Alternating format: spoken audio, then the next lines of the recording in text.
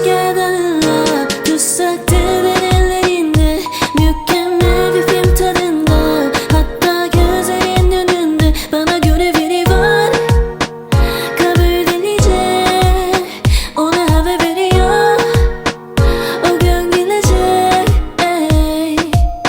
Dilimi dolandın, dilim dile gelip dedi eyvah.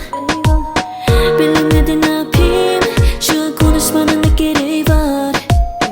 Göremedim saati, akıyor geçiyor kafalara. Oh, oh, tamam ama daha değil, sanki yaşıyorum bir deneyga. Ey, tamam seni özledim yeter, gözlerim bana bunu söyler ya. Bu söz sana değil genel, olmaz olsun desin de döner ya.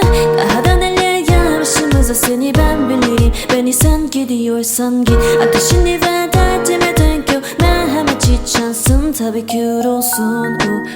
Çare aramadım, senden gelecek, içime atamadım. Gümüş gerdanla tutsaktı ben ellerinde, mükemmel bir film tadında. Hatta gözlerin önünde bana göre biri var, kabul edilecek, ona haber veriyor. O gün gelecek, ey. Kime ne, bu ne sorular, dedikodular, yine yorulan o. Bana ne